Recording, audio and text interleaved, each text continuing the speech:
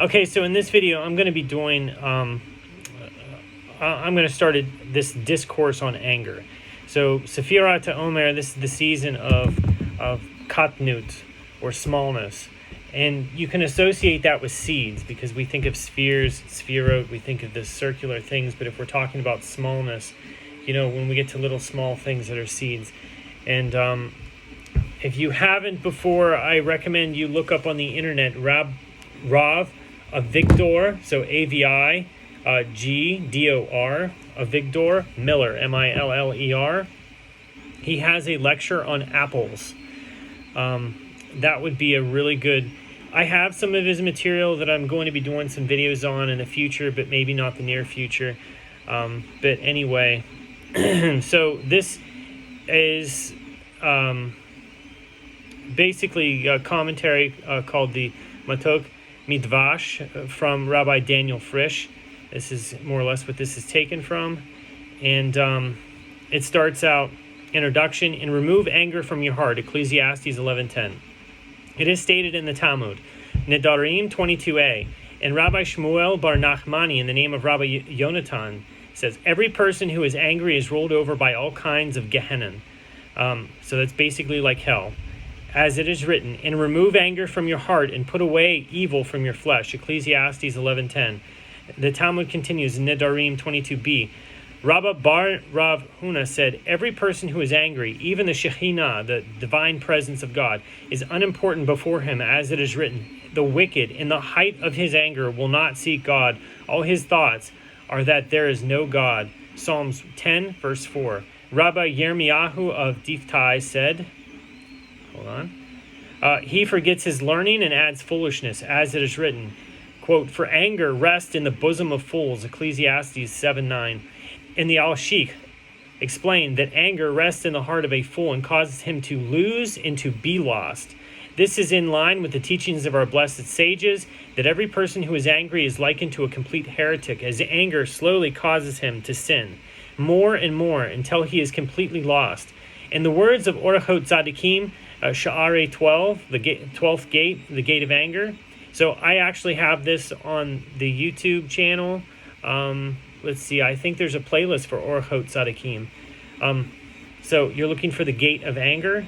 It says, anger removes a person's intellect from his midst. Therefore, it is impossible for an angry person to be saved from great sins. It is impossible for an angry person to be saved from great sins. And again, I was talking in another video that sometimes it goes from intentional sins, right, which are easy to atone for, to an intentional sin, which is extremely difficult to atone for. In many cases, intentional sins, like it can become almost impossible, but it's not impossible. And what happens for certain types of things is that you do not receive full atonement, but in certain cases, like you would have to wait for the same scenario to come back into your life at a later point in time, in the same location, under same circumstances, and that you would have to pass the test of not going into that same sin. And then you get a certain type of atonement in that case, and that's actually what teshuvah is, where you've actually turned around. Teshuvah isn't just like, oh, well, I did that yesterday, I'm not doing it today. Teshuvah is whenever that situation comes in your life again, in the same location, that you do the complete 180 and you don't do what you did before. And some people don't get that opportunity. Okay, and then there are other chances, like there are other steps in the process of atonement for certain types of sins, where death is the only thing that can provide a certain type of atonement for it. And then burial, like decay of the body, and then burial of the body. There's certain things that according to Jewish tradition, that those are means of atonement. So some things can be extremely hard to atone for. So again, anger is a very dangerous thing to get yourself involved in. It says in the Rambam in Hilchot Deot 2:3, and this also is up on, I have a playlist of the Rambam's Mishnah Torah. You can go find this. This would be in his first book that I have. Anger is an exceedingly bad trait. It is fitting for a person to distance himself from it to the furthest extreme. To distance yourself from anger to the furthest extreme. Okay, that's really, really something that takes a decision. One should teach himself, this is again the Rambam, one should teach himself not to get angry, even for something that it might be normal to get angry about. And the life of those prone to anger is no life at all, which is why the sage is instructed that such a person should distance himself from anger until he is accustomed not to react even to things that naturally cause anger. And this is a good path, he says. And in Sefer Haredim 21:17, it says, the trait of anger is counted among those Torah prohibitions dependent on the heart. And it is explained that the heart is the palace of the Holy Shekhinah. The heart is the palace of the Shekhinah, the holy presence of God. Thus, the angry person brings an idolatrous image into the palace, thereby expelling the Shekhinah, the divine presence of God. This is why anger is related to idolatry. I'll read this again. Torah prohibitions dependent on the heart, and it is explained that the heart is the palace of the Holy Shekhinah. Thus, the angry person brings an idolatrous image into the palace, thereby expelling the Shekhinah. Later on in 44 verse 2, it says, he cites in the name of Ibn Ezra that anger extinguishes the light of the soul's wisdom. Well-known are the fitting words of the great and holy Rabbi Yochanan Eibeshitz in Sefer Ya'arot Dvash at the end of Exposition 1. It says, the more holiness, the less anger. Likewise, it is brought in the name of many early tzaddikim that to conquer one's anger is better than 1,000 fasts. To conquer one's anger is better than 1,000 fasts. See, for example, Likutim of Rabbi Moshe Leib of Sasov. On this matter, the holy Rabbi Pinchas of Koretz said in his Sefer Imrei Pinchas that anger is the father of all impurities and makes one impure from inside and outside and uproots the soul entirely until not even a thread of it is found. Wow, this is extreme. This is really extreme. Okay, continuing. And he would reference the discourses of the Zohar that anger is a rebellion against God and that repentance for this is more difficult than other sins. And the name of the holy Rabbi Ruzin, as it is said regarding the teaching of the sages, that an angry person is likened to an idolater, that since in our times idol worship has been nullified, so that means that they killed, when the temple was still standing, they did something. I don't know exactly how to describe it, but the prophets, they performed some sort of exercise where they basically, I guess that's the word, they exercised idolatry from the human condition, so that the human would not lust after idolatry like they did in past generations. And there were consequences for defeating that lust of idolatry, but this isn't the place to speak of it now unless it's brought up in this thing. But that's what they're talking about when they say that idol worship has been nullified. That since in our times idol worship has been nullified, it is by conquering one's anger that a person has the opportunity to fulfill the mitzvah of refraining from the sin of idolatry. You can reference the Talmud Sanhedrin 64a for that one. It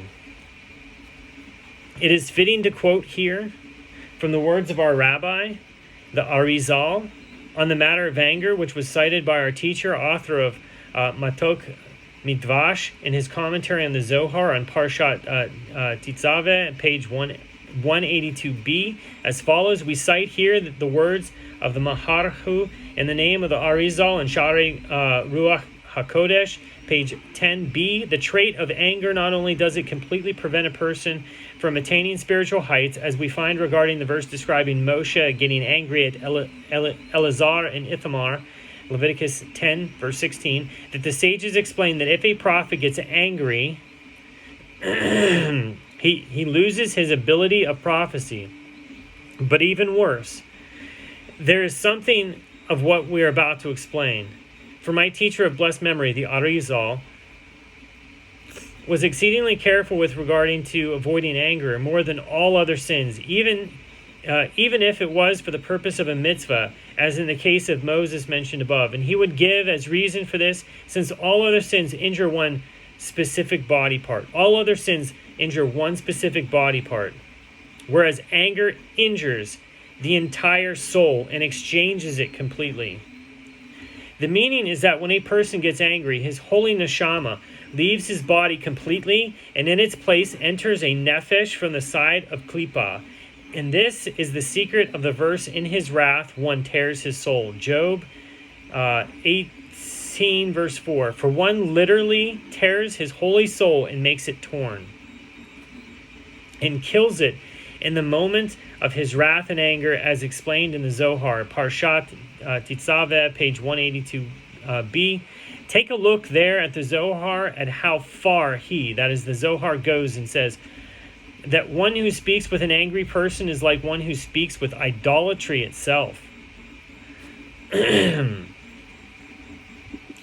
Maharhu writes here further, even though a person does all kinds of tikkunim, rectifications for his soul, and repents exceptionally for all of his sins and performs many and great mitzvot, all of it is lost from him completely, because that holy soul which did all of those good things leaves him, and one is left only with an impure handmaid in its place, who inherits her mistress. And it becomes necessary for the soul to return and to rectify once again the tikkunim which were already done. And so it is each time a person gets angry. Subsequently, a Baal Haka'as has no rectification at all, for he is like a dog who returns to its own vomit. He, the Maharhu, additionally states, he who causes another great injury to himself, if he had done an important mitzvah, and due to this he merited for the holy soul of a righteous early tzaddik to impregnate him and assist him, as is known, and now because of the anger, this soul too leaves him. This too is the secret of the verse, in his wrath one tears his soul.